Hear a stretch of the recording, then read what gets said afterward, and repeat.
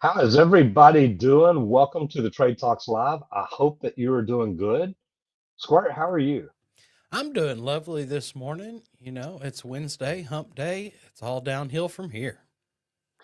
Well, as you see, I'm in my room today. I was gonna set up out on the balcony because I am in St. Martin and the view from here is beautiful. But unfortunately, they are cleaning the windows today, so they've got a hydro jetter outside and all kinds of things going on. So I thought, you know what, I'm just gonna do it from inside the room today. So here I am.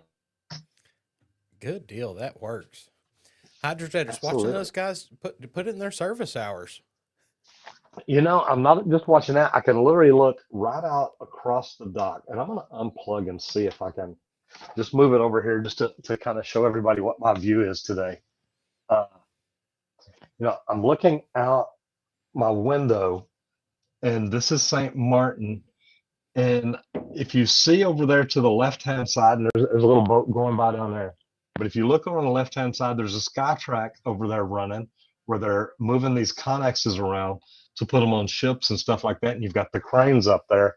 So really, it doesn't matter where we go. There's tradespeople all around the world making the world go round. That's it. Hey, without tradespeople, I think everything would fall apart.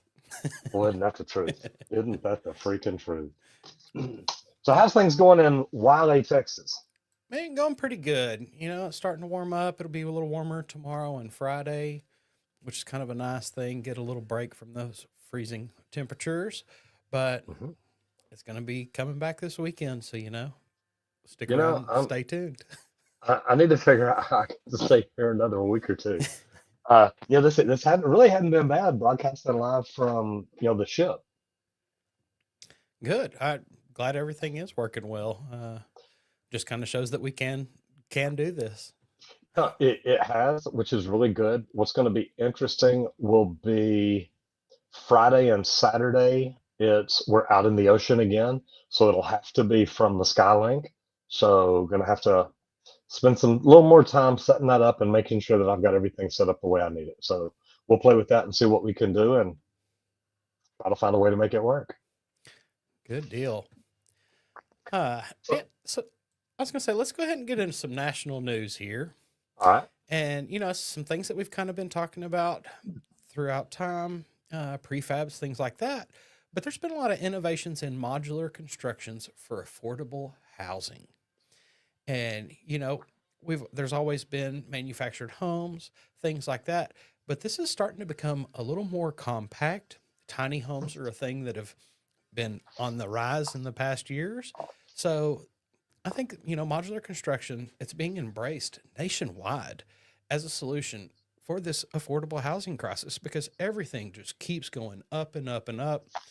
I don't know how many X's that houses have gone up since I've been born. So, it's a lot. And it's pretty interesting you word it that way because we talked about this earlier in the week.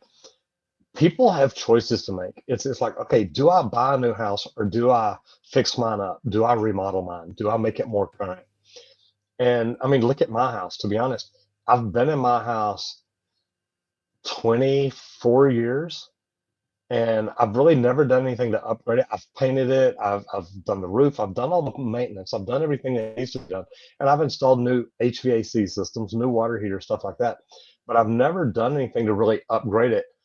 And it's because the cost is as high as it is. But what I love about this is tiny homes are becoming a big deal.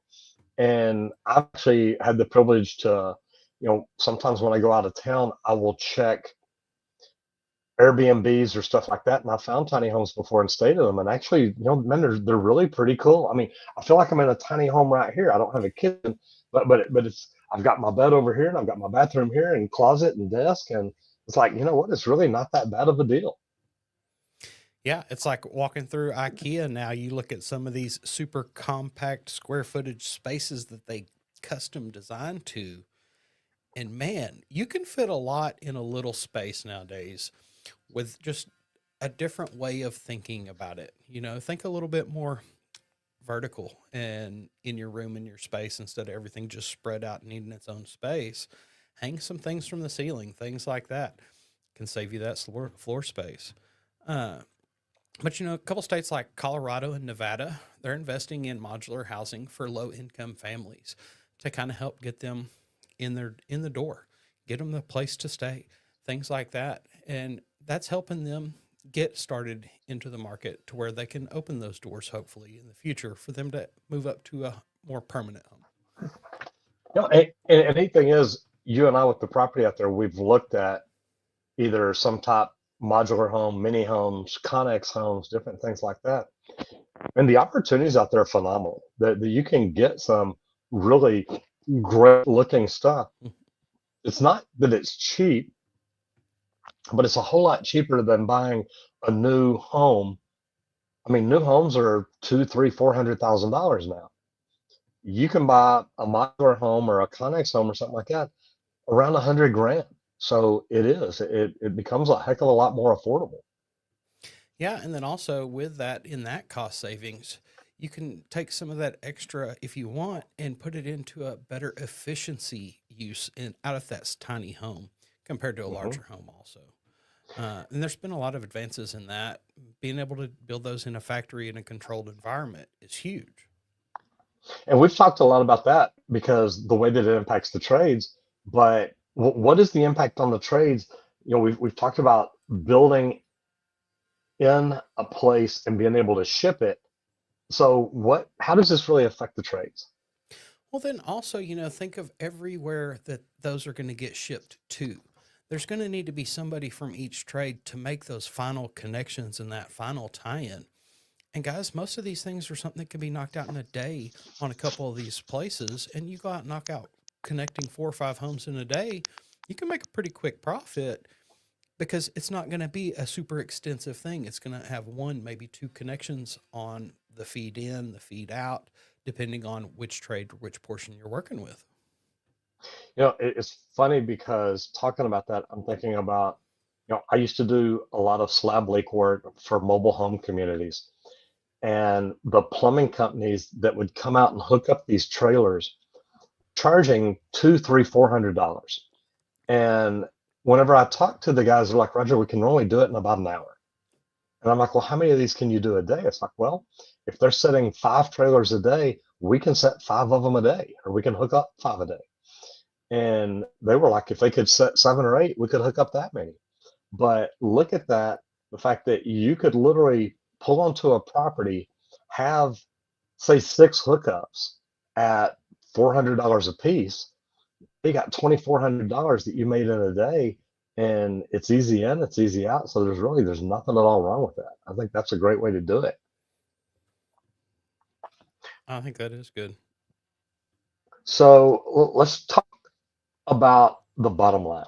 How can reducing materials and waste and things like that, the first thing that I thought about whenever I read this, how can this benefit companies? Because this is going to help you boost your profit. But what I first thought about whenever I read this was, when Brand Engineering first set up their automated robotic welding that could cut pieces, spool pieces, and all this, you'd literally put in, 50 pieces that you needed cut for a job and then just fed it pipe. Well, it automatically knew, hey, I can take this long piece here that may be part number one, and then this piece here may be number 37, but there's enough room on this piece of pipe that if I cut number 137 and piece 17, I'm only going to waste 8 inches of pipe. Stuff like that is phenomenal. But how can we use material waste and the management of it to help boost our profits? Yeah, just like you were kind of saying with automations now that do that automatically and calculate things like that. That's what we used to kind of do in the field. You used to just get a bundle of pipe and a bunch of fittings, and you'd kind of piece your parts together. You'd start with the longest pieces that you needed so that your scraps were as long as possible and short as possible. But you always check that scrap bin, that area.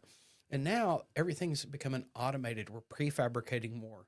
So you can actually check these things on the computer first so that just like you were saying, that software is going to tell you, oh, cut these pieces from this piece of pipe and let's cut these pieces from this piece of pipe because it cuts down how much the waste is. Just in that is great. Implement job site recycling for wood, metal, and other materials. this not only you're gonna get money back from those things that you feed in.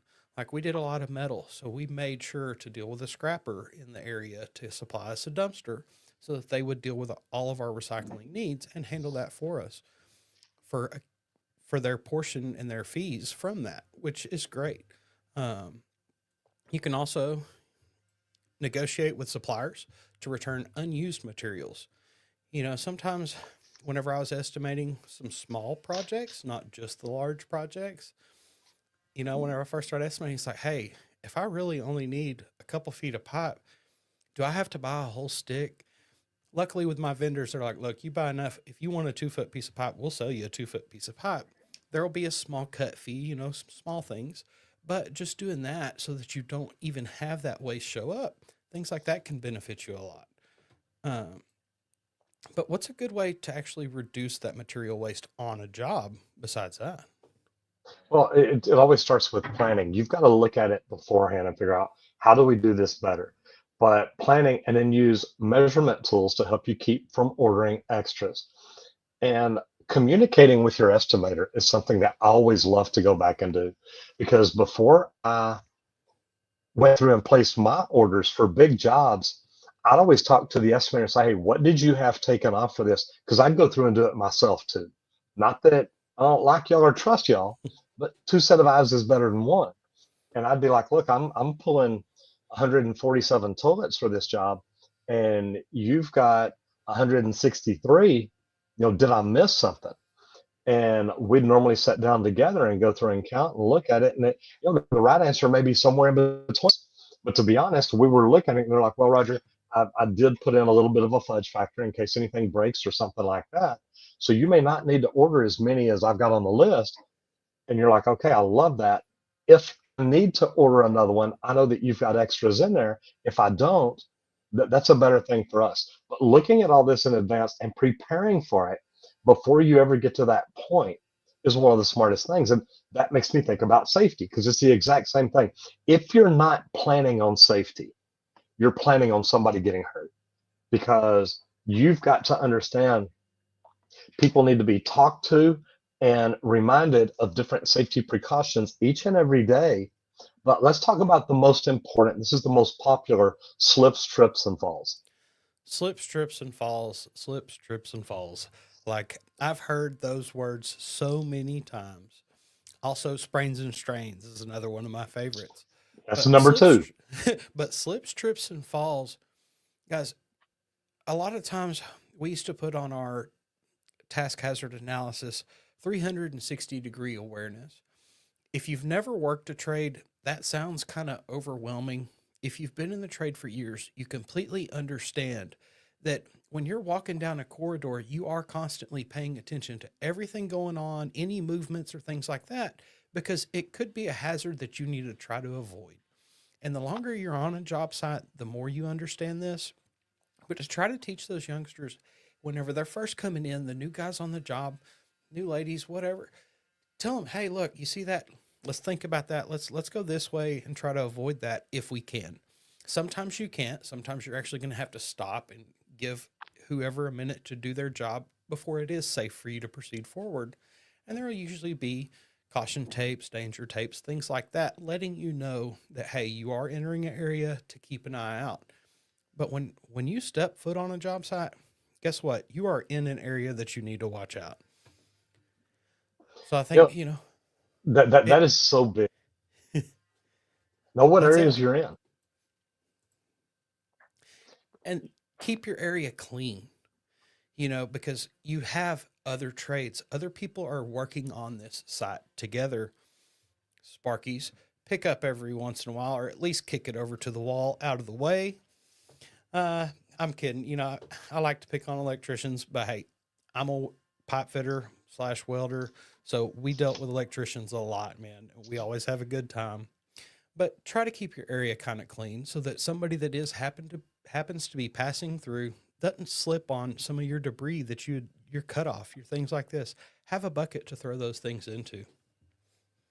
Yeah, and another thing is train the apprentices, train all employees, but teach apprentices, look, you have the authority that if you see something not safe, you can question people. You can say, hey, why are we doing this? We know this isn't right. Or, hey, I want to ask about this. What is the right way to do this? And that way you just point it out to somebody, look, I know you're not doing it right. So what is the right way to do it? And then maybe ask, why aren't you doing it? But you want to make sure that you train employees to not just recognize, but to report issues. And to me, that's one of the most things. But what is the most overlooked hazard when it comes to trips, slips, and falls? And I think one of the biggest ones is poor lighting. Some of these job sites, I worked in mechanical rooms, things like that. Sometimes you do get some dark spaces that you end up being in. First thing I'm going to tell you, throw a light in that space so that you can actually see what's around you, what's going on, uneven surfaces, things like that. If you can't see it, you're not going to be able to avoid it or prepare yourself for it. So make sure that you light these areas up. GCs are starting to get a little better working with the electricians, and electricians are starting to think about it a little more like, okay, yeah, somebody actually does have to get in that little tight spot down there because some things need to be done. So they will kind of do some task lighting. And I think us just trying to be ahead of that a little bit more and more is going to help reduce these injuries on the jobs. And I love that you point that out because that was always one of the issues with starting crews early. You know me, when I've got a job site, if I can start my work at 6 o'clock in the morning, that's when I want the crew there because we can get in before a lot of other trades get started. But that was always one of the issues. It's like, guys, y'all need to make sure this area is well lit so we can get in here and do what we need to do. So the fact that poor lighting is one. Another one is just the job site itself. The only time that I remember falling and hurting myself on a job, I was carrying a toolbox from one building to another. And this was literally, God, one of the first commercial jobs I ever worked on. And I walked out of the building and I had turned and I was trying to cut over to another building and there was this little hill going down. Well, it had rained the night before. And when I went down that little hill, it was wet and muddy. And of course, I slipped. I'm holding a heavy toolbox, so I twisted my back. But man, stuff like that is huge. So we've always got to look at it and figure out how do we make it safe and do things. And sometimes you just need to really watch where you're going. Sometimes that's it. Like I used to keep on my hard hat just a little light up on my head that I could turn on and off occasionally. For even jumping into the porta john early in the morning just so you can see what's going on. Sometimes you need a little handy light for yourself just to keep yourself safe and aware so that you can see what's going on around Well, if you can't find it, I don't know that that little light's going to help you. I'm just saying. All you. right, let's talk about new construction because there are trends in passive house design. Will you explain what passive house design is? Yeah. So trying to make your house a more energy efficient. Super insulated walls and windows to actually minimize heat loss. I would kind of love that in my little shop out there because there's not much Yeah. heat in it. It loses a lot, but it's not actually designed to withhold anything. Uh, Mechanical ventilation systems for optimal air qualities. And I know you're going to love this because we talk about air quality a lot. And it's a huge thing. And the better your air quality, the more healthier you are in what you're breathing every day. Also, some renewable energy integration, like rooftop solar panels, something we've been talking about a lot, going solar. This is becoming a more common thing, and they're actually building houses ready for this. We were talking about that some yesterday. Look, if you don't have solar on the house, what if you went ahead and put some stands or supports on the roof so that those are ready in case you want to add that later? Some of these types of things I think is more what we're headed to. I love that. And you talked about the mechanical ventilation systems. Indoor air quality is one of the biggest things for HVAC technicians that I think more companies should be doing. They've got equipment that you can come in and actually monitor the air in a house, and it's a third party test. So it's not just the HVAC company saying, hey, you need this. They run a report, and the third party validates whatever the findings are, that they determine the findings. And then they can reach out to the homeowner and say, hey, look, based on what we see here are the problems you have, and the HVAC company can come in and look at it and say, okay, based on this, this is the air filtration quality that we would recommend. Here's what we would recommend installing the equipment. But it's also the same with water, which we talk about all the time, the whole house water filter.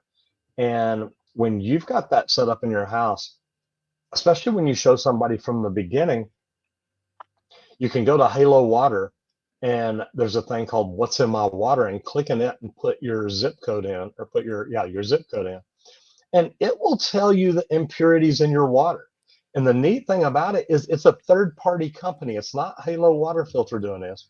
It's a third party company that is literally checking your water, and it checks the municipality. That's why it only takes the zip code, because if you'll check the water, it'll tell you what kind of carcinogenics are in it, what kind of poisons are in it, how much fecal matter is in it, how many parts per million of all kinds of different things. And it tells you this is what's recommended, but it also tells you how much you've really got in your water, which in a lot of these problem chemicals is more than is recommended.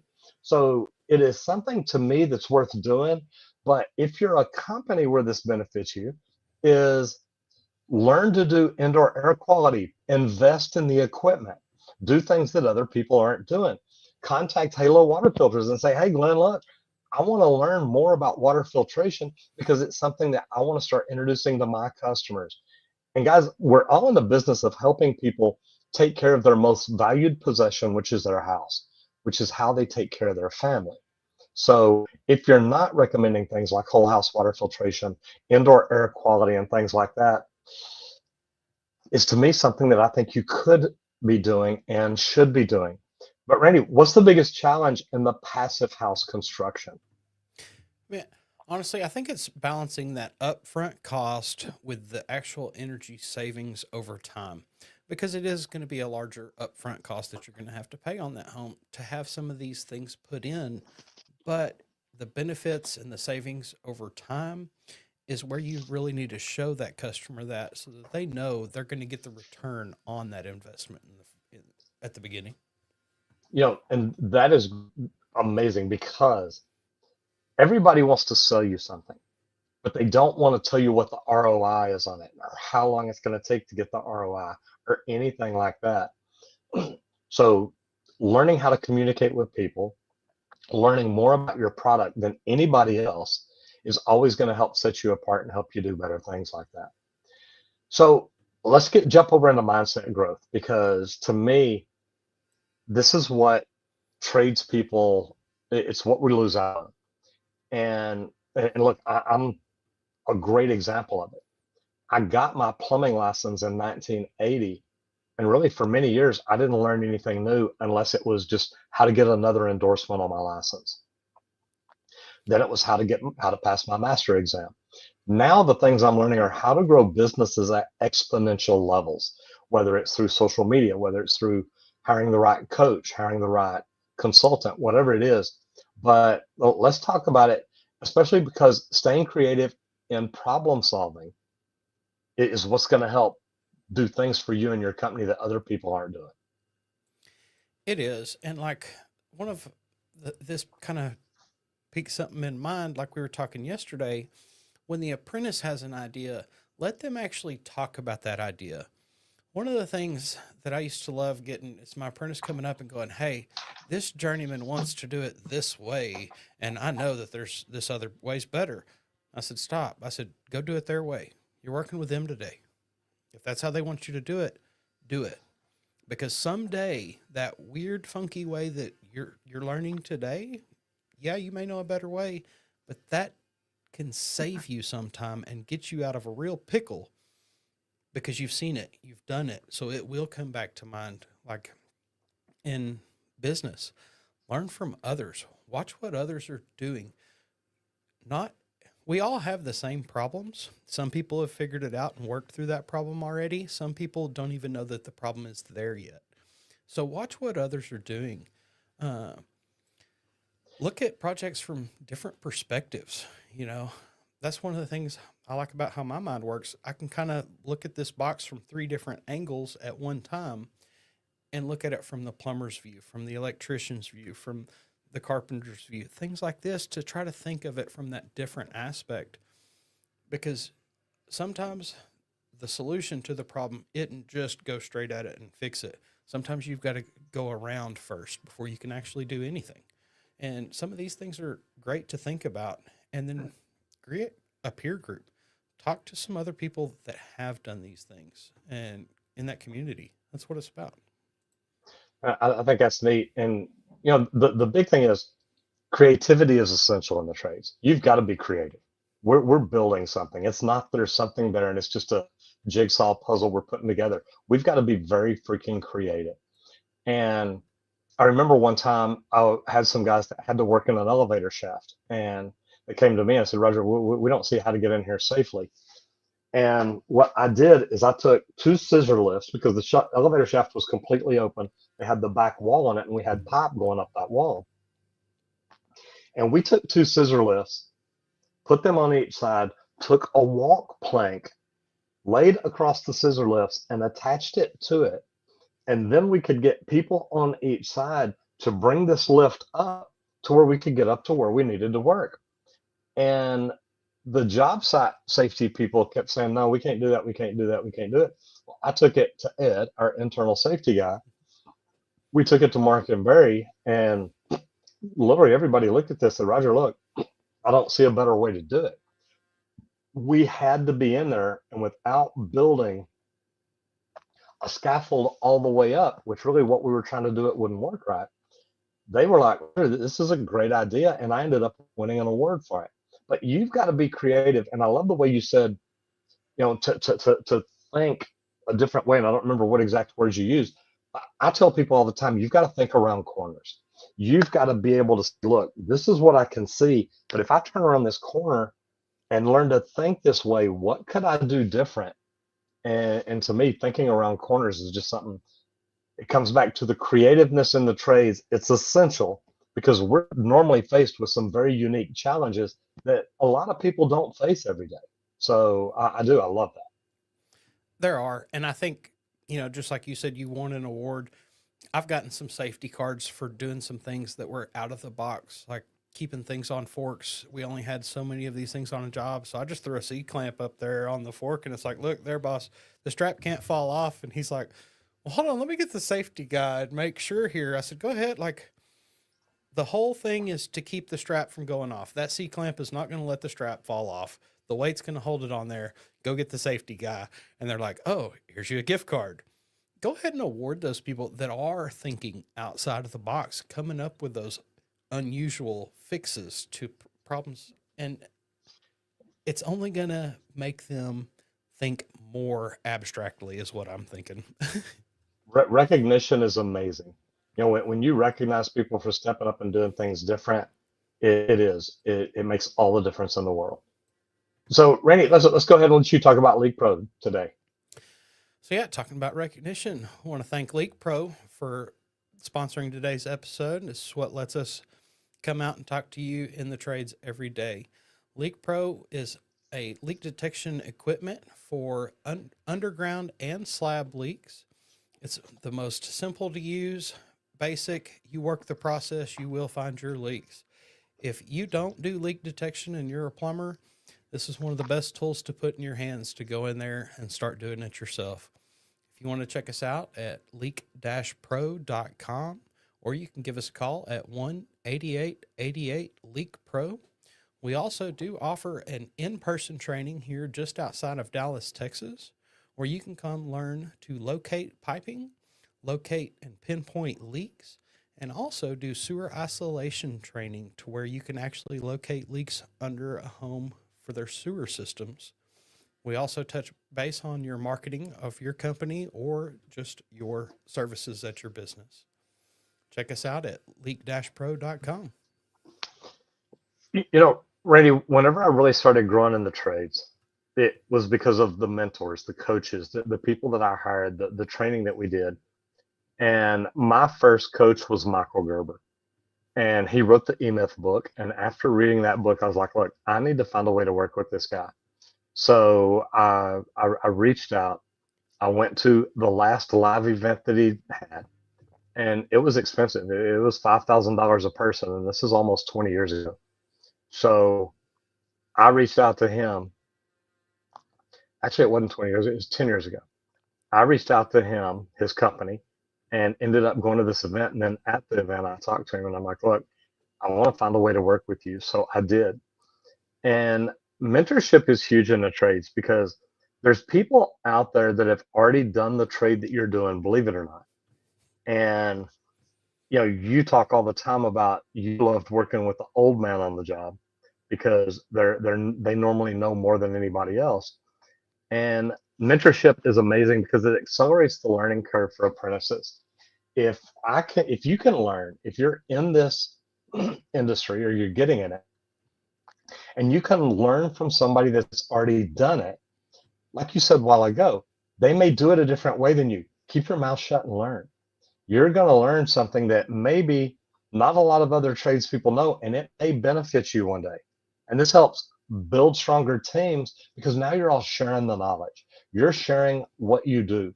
I used to love training apprentices on the job because I would teach them how I did it.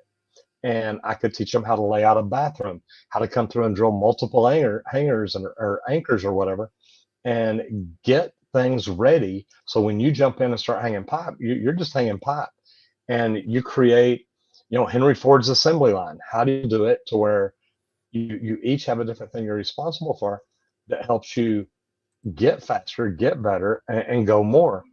And this also helps the experienced tradespeople leave a lasting legacy. Every time that I was in the field and I would do something, and I say every time, I can't tell you how many times I would think about, I remember when Austin taught me how to do this, or Lynn, or Rodney, or whoever. And it would be, I remember when they taught me how to do this, or they taught me to do it this way. So things like that are big. But for you, because you went through an apprenticeship training program a little bit later than I did, what do you think is the best way to start a mentorship program?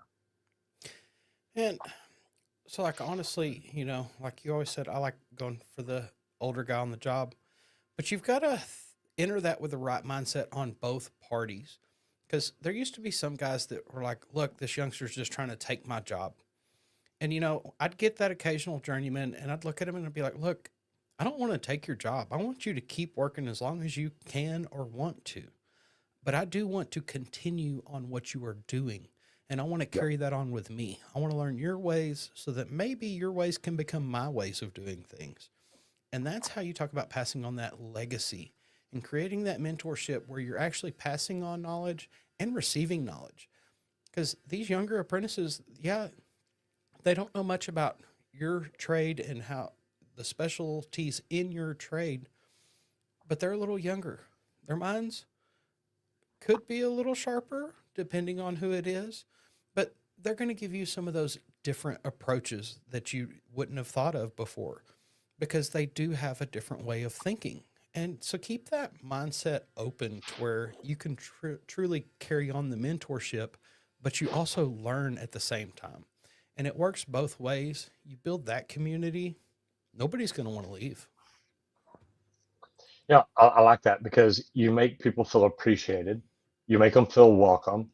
And me, I always tell people, look, if you'll go to work for a company that invests in your training, that they're trying to make you a better person. Yes, it helps the company, but you know what? It helps you more because that's knowledge that you have that you carry with you no matter where you go for the rest of your life.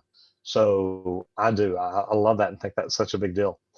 Well, let's talk about the laws and licensing though, because this is one of the things that, Lori, understanding the permits and how the permit systems work for multiple trade projects, that's something that a lot of people don't get. And one thing that I love about this and understanding the licensing is if you're dealing with a company that does not have a master, that's not doing things right, they can't get a license. They can't get a permit.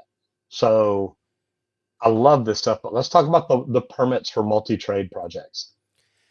Yeah, so like there's a buddy of mine, he's got big aspirations and he's like, "Oh, I'm just going to go be a GC. I'm going to bid all these projects, da, da, da, and I'm just going to get them." I said, "Yeah, but you are going to have some licenses, some things for different parts of that trade that are going to be in that work that you're going to be responsible for. So you need to do some more research." And that's huge because whenever you have like I'm a pipe fitter. I know some plumbing because that's all my family is. So I know quite a bit, but I don't know much electrical. Okay. I don't know what all laws, licenses, everything are required. I know there are some requirements. Which one specifically, I'm not sure. I would have to research that. But then I'm going to have to get somebody on board that actually has that right license on that job because to cover that part of that trade because each trade requires something different. And to oversee it all, you do need to have some understanding and somebody qualified to do each one of those aspects. You know, the good thing about it is a lot of people understand, or a lot of people don't understand.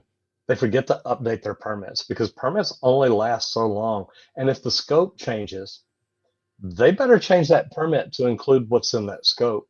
So things like that have always been a big deal to me. You've got to know what your permit covers, what your license covers. You know, me in Texas, I've got every endorsement.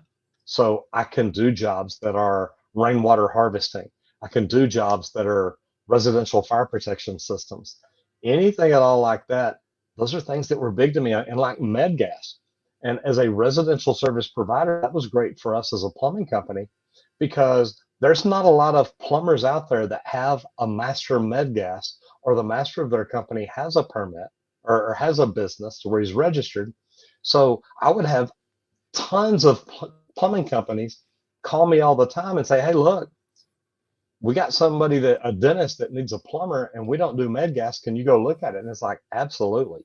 So stuff like that was always big to me. But forgetting to update the permits when the scope of work changes, this leads to fines.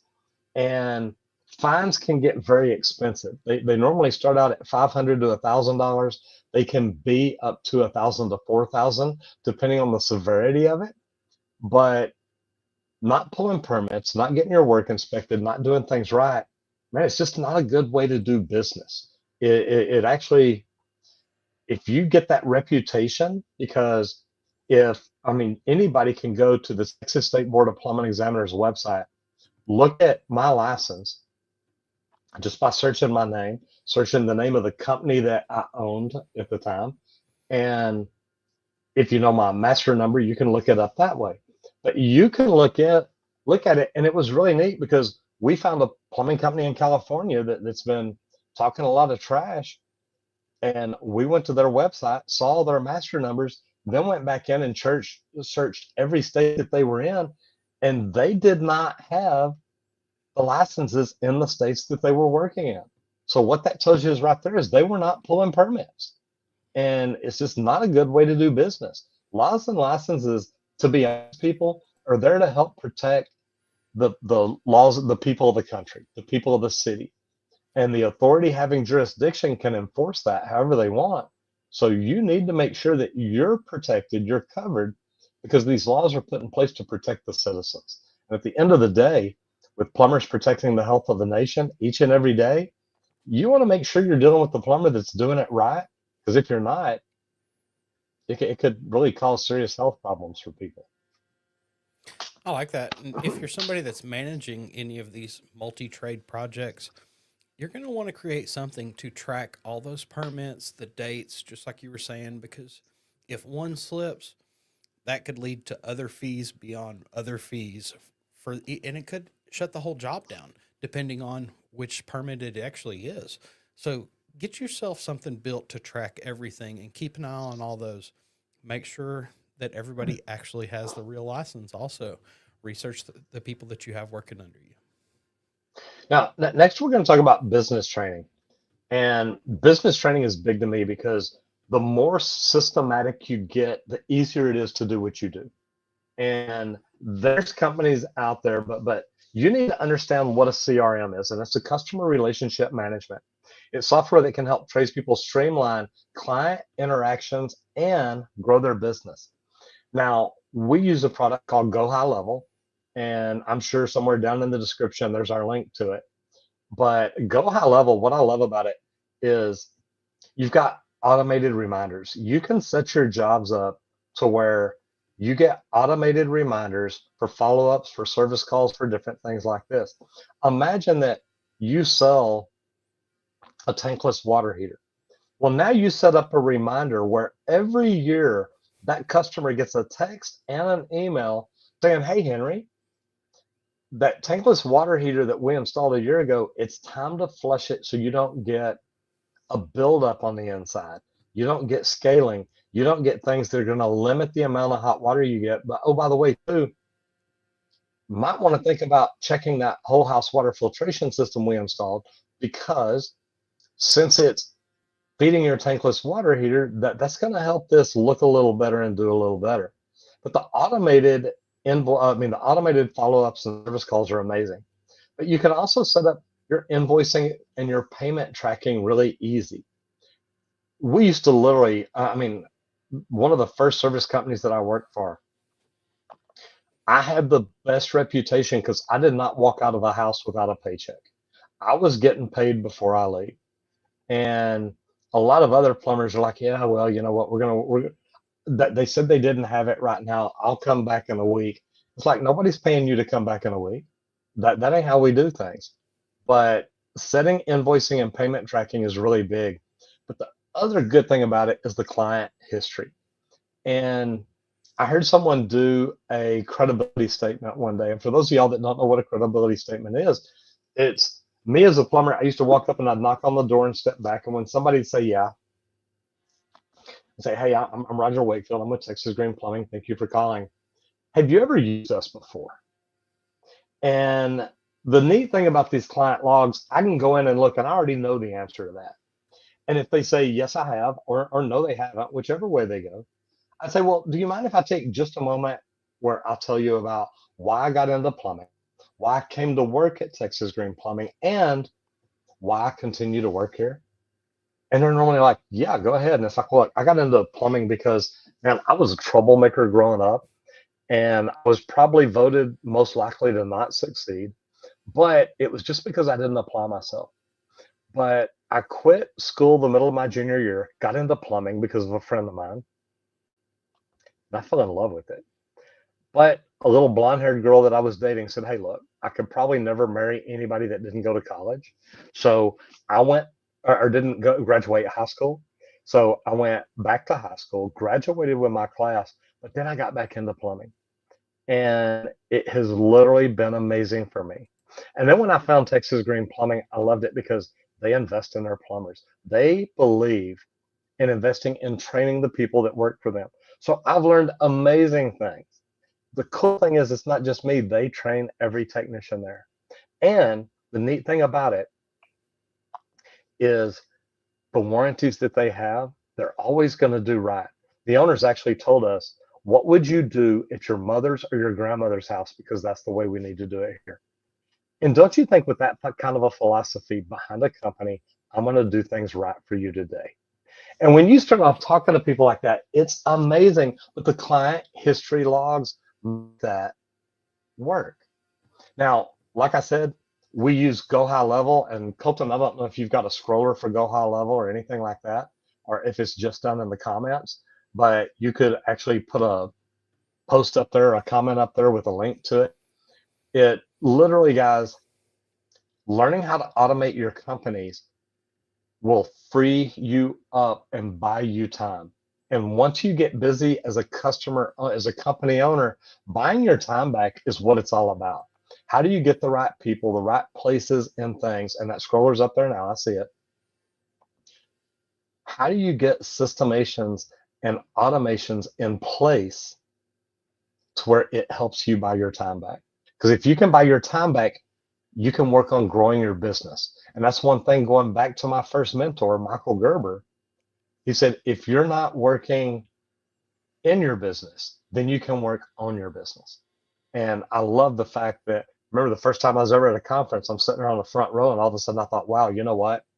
I'm actually working on my business, not in it. And that's cool. Randy, let's talk about vehicles for a little bit, will you? Yeah. So a lot of things are moving to lightweight. There's these lightweight work vans. And this is becoming more popular due to their fuel efficiency and easy maneuverability in urban areas. small, lightweight, easy to fit in some tight spaces, things like this. This is becoming huge. Lowers the fuel cost compared to a full size truck. Not every trade needs the full size truck necessarily. Plumbers, most of y'all do. We get it. You need a lot of things to work on that system, but different ones don't. Easier parking and navigating in tight spaces, like I was saying. If you've got the full size van, I can remember cruising highways in those things. You get knocked around like crazy. If you've got the smaller, lightweight van, the wind's going to blow you around less, things like that, and you can fit in some tighter holes. Uh, it's perfect for small teams or single operators. You don't need the big van to have room for 15 people in it when you really only need one or two guys. Uh, so I think that's probably where most things are headed towards. We know everything's going EV also. Uh, so that's kind of changing some things up. But the main thing that you want to make sure you've still got is the cargo room. You know, like I was saying, for plumbers, we know you've got to carry a lot of things. So you want to make sure that the vehicle that you end up going with is going to have enough space for everything that you need to do your trade. That's tools, materials, whatever. But then also keep in mind, if you need to, you can always hook up a trailer. And Randy, that's such a neat thing because the first few companies that I worked for, it was always out of a truck. And the worst thing in the world as a company owner is to see your employees grabbing a $8,000 camera and just throwing it up in the back of the truck and letting it bounce around. I love having the cargo vans, and you talked about the lightweight work vans. We used to love the sprinters, the bigger, the taller, the longer one. But you got to think about by the time you stock that thing up with all the tools, all the pieces and parts and everything that you need in it, these things carry. Well, one of my first mentors used to call it a warehouse on wheels. When I started my company, he said, literally, that's what you want to build. You want to build a vehicle on wheels that is like you're driving around a warehouse because you literally want to be able to pull up to the job and have everything on it that you need. So that's always been a big deal to me is making sure that I've got it set up. But one of the most important things too about that warehouse is you've got to know where everything is. If you don't have it set up right, if you don't have shelving, if you've just got a shit ton of buckets on it, and you're trying to find out which bucket is that part in that you need, it's not going to work very well. So you want to make sure that you've got the cargo space. It's got the weight capacity for all your tools, all your materials, everything you need. And guys, having a good van, having a new van, having a well branded van, my attitude of my employees completely changed. They literally came home or back to the office during that first week and they're like, man, this is amazing. Because they had been driving vans that were 10, 15 years old. So anything that we can do to look better, it's part of our brand, it's part of our culture, what we're all about. You want to look at how you do that. And then to be honest, if you've taken good care of them, especially if you do these rentals, you can have it set up for after you've rented it for 4 years, rent it one more year and they'll give it to you. So there's a lot of different opportunities that you can do to help you do this. And it makes all the difference in the world. One of the big things is whenever you're adding that new culture, make sure to add keeping that new van clean because we don't ever want to forget that part. One thing that we used to do is we literally, our guys had to clean the van and we had a company to come by and do it.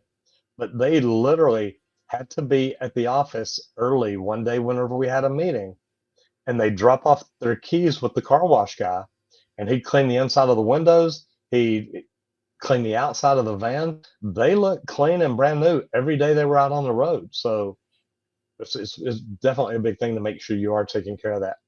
So let's talk about social media. We're talking about roofing today. Yeah. So, we're spotlighting roofing.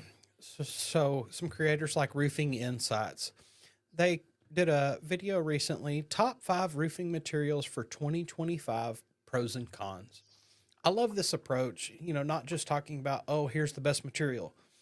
It's the pros and the cons. Here's the good, here's the bad. We know that with everything, there's good and bad to each level that you want to pick. So to actually go through and do videos and talk about the differences in the materials is huge. Uh, it explores some innovative materials like synthetic slate and energy efficient shingles, helping roofers make informed recommendations. And I feel like I kept getting bugged at the big box stores a while back anytime I'd go in to get some plumbing items about these new shingles, this new thing that's on the market. Keep your mind open to some of these things and make note of those things. Do a little research later. Check out YouTube channels, social media. It's out there. Learn the things that you need to know for your customers to offer different options and so that you understand the actual materials and the pros and cons for each one. Yeah, and I love that you pulled Roofing Insights because Dimitri's amazing. I met Dimitri at uh, Vid Summit the very first time I went, and his channel was so much bigger than mine. I had 117 subscribers, and I think he had 20,000 at the time. So getting to meet him and understanding, hey, look, tradespeople can grow here. That was a big deal to me because I literally just thought, you know what? I'm just making videos because. But once I saw what he was doing and how he was doing, it's like, you know what? I love this. I love the fact that we can make videos, we can do good things with it because Dimitri's really big about quality and he only wants people to do things right. So to get to see what he does and how he does it, I love it. I love his attitude and anything that we can all do to do our job better is amazing.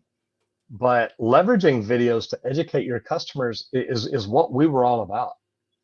And the more that I watched other people do this, I started looking at how we can do it better. And it's funny, of course, I'm at a marketing event. I'm on a thing called the Marketing Cruise. So if any of y'all want to learn more about the Marketing Cruise, reach out to me and I'll tell you about it. It's really pretty neat. But learning to leverage videos to help educate your customers, you become the guy. You become the person that people see.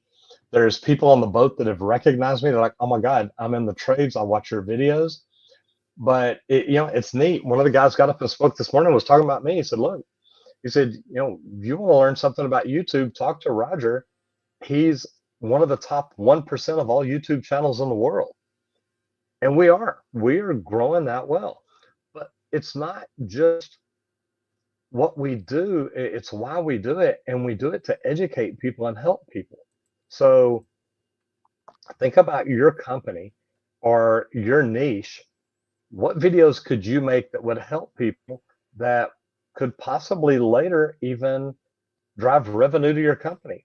Because when people found out that I was Texas Green Plumbing, they'd go to the website and search it. Well, my domain authority went up.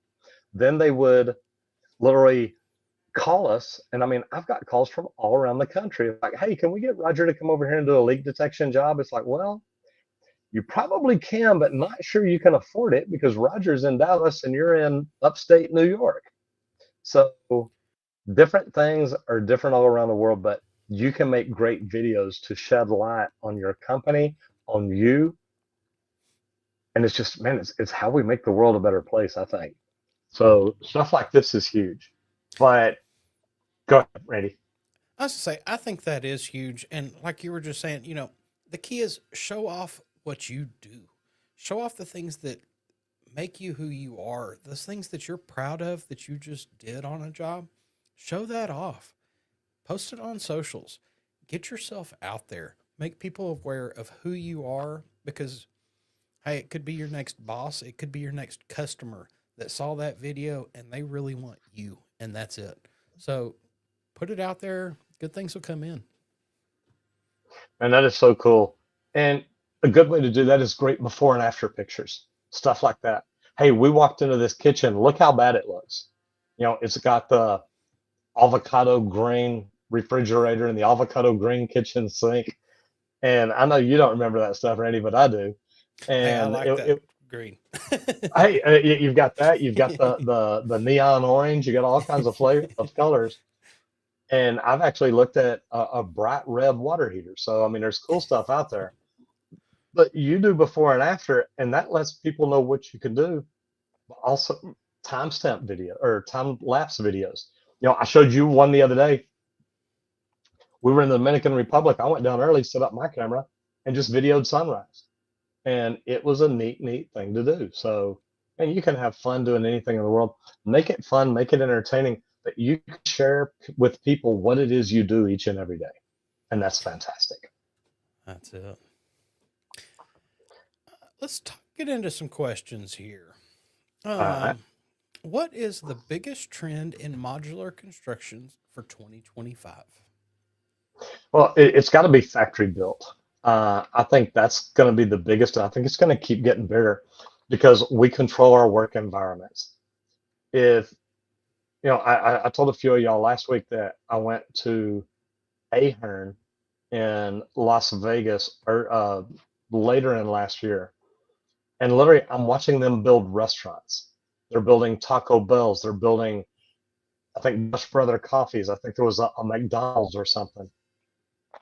They're literally building this in a warehouse, and they'll build it, they'll piece it together.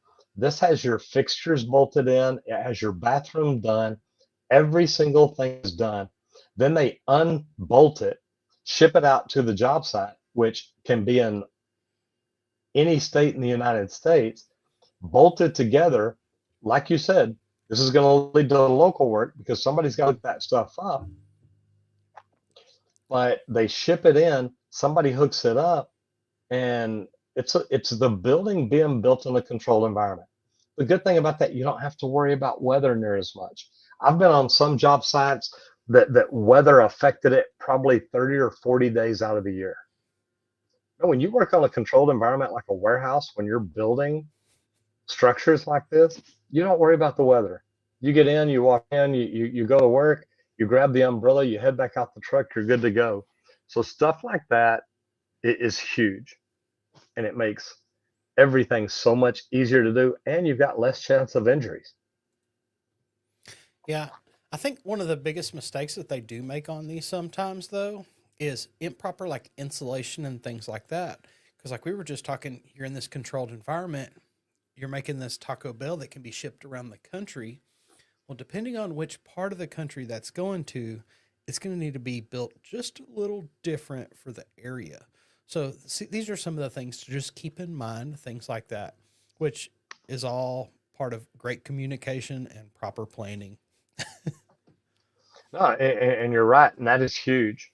But let's talk about this. What are the most common passive house design mistakes? We talked about I, that earlier. yeah, I think it's this improper insulation.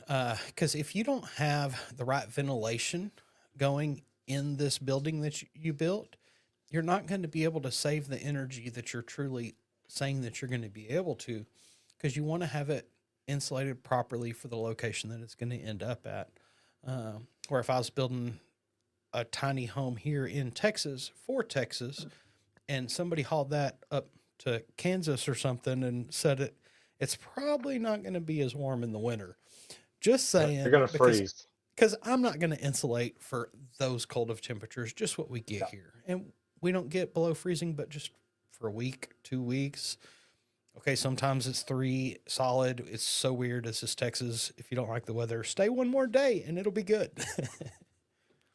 Yeah, I love that. And Colton still got the scroller up there. Guys, look, to me, and I'm not even going to ask the question, I'm just going to tell you the best CRM for tradespeople is Go High Level. And there's a link right down there. We're putting together a package with the company that'll actually help you do it. So anybody who wants to learn about that, reach out to us. Love to help you out in any way we can. And I want to say a special thank you to Leak Pro. I think Leak Pro is the most accurate leak detection system designed for plumbers. And like Randy said earlier, whether it's an underground leak or an under slab leak, it's the best equipment, and we can teach you how to use it to where you know that you're on the leak every time. And I think that's one of the best things about people going through the training is they're literally like, oh my God, Roger, you taught me something that I didn't know. And you get Randy out there. Randy is so amazing on that slab and teaching people how to find the leak and then how to verify that that's where the leak is. And then with what I do and have taught Randy to do on the sewer line isolation, how to use the camera, how to use the camera head, how to flip test walls, how to do things that a lot of people just don't know how to do. So guys, remember, this video is sponsored by Leak Pro. If you want to learn more, go to www.leak-pro.com and be sure to check out the training section too. So I want to say thank y'all all for each and every one of you for being here today. We're working on things with new sponsorships, going to help this grow and do more. And I just wanted to take a moment and say thank y'all. That's awesome. I just want to say thank you for joining, and we look forward to seeing you tomorrow. Absolutely. Tomorrow, I'm in St. Kitts.